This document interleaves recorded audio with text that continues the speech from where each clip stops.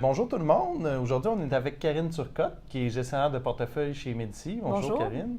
Karine, tu veux nous parler d'obligations.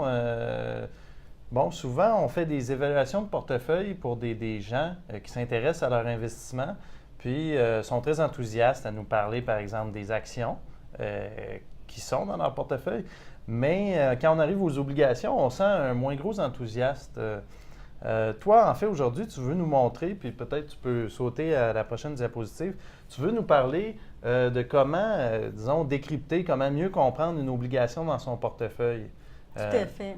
Oui, bien, tu sais, par exemple, ici, là, on a l'exemple de Rogers Communication. Donc, c'est une obligation qui verse 4,7 %.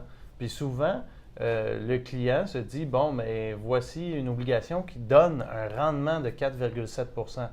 Et toi, tu maintiens qu'il y a un mythe, c'est pas le rendement qu'on obtient, n'est pas ce qui est écrit sur le relevé. Est-ce que tu peux expliquer? Surtout aujourd'hui, les gens, dans le contexte des bas taux d'intérêt, voient leur liste d'obligations comme ça, puis bon, ils voient du 4,5, du 5 %, puis ils ont une perception que c'est le rendement courant qu'ils ont sur leurs obligations, puis ils trouvent ça bon dans le contexte actuel. Alors, il faut vraiment comprendre, c'est ce que je veux expliquer aujourd'hui, que le rendement qui est indiqué là est le rendement du coupon. Donc, si on prend Rogers, par exemple, qui a été à échéance en 2020, donc va verser un taux de 4,7 % sur une valeur de 100 $. 4,7 % ça, c'est à chaque année? C'est à chaque année, mais c'est normalement versé 2 fois par année, donc des coupons semestriels. À tous les semestres. Exactement. Parfait. Si on a acheté l'obligation à 100 $ il y a quelques années, la valeur à échéance que Rogers va vous rembourser à l'échéance est de 100 $.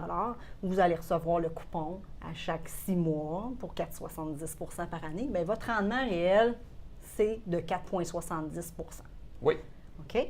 Mais lorsqu'on regarde, il manque un élément lorsqu'on regarde aujourd'hui.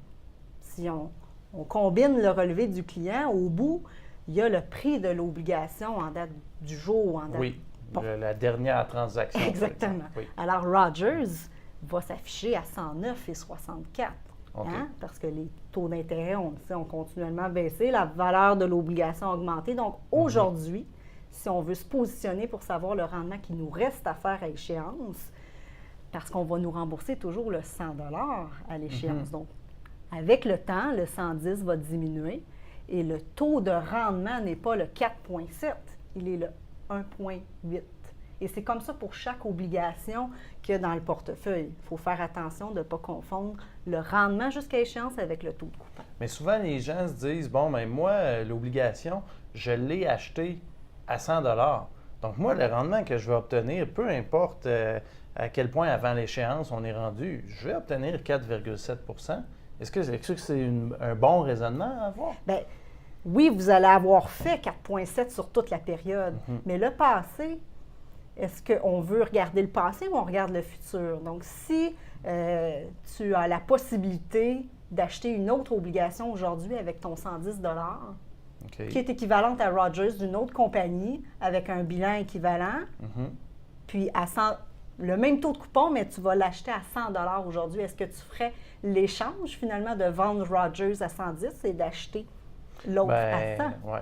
Moi, je veux payer le moins cher. Donc, si j'ai le choix pour deux choses assez similaires, 100 $ ou 110, je veux 100 $. Je veux le meilleur rendement. Donc, c'est important à ce moment-là de toujours savoir le rendement qui reste à courir parce qu'on peut faire ce genre d'arbitrage-là et de vendre une obligation pour en acheter une qui offre un meilleur rendement jusqu'à échéance. Donc, finalement, ce que tu dis, c'est que c'est le rendement à maturité qui est important, qu'il faut regarder. Exactement. Mais moi, je suis à la maison, là. Je suis un investisseur autonome, là, puis je reçois mon relevé à chaque mois. Il me mentionne ça, il me dit seulement le 4,7, il ne me dit pas le 1,83.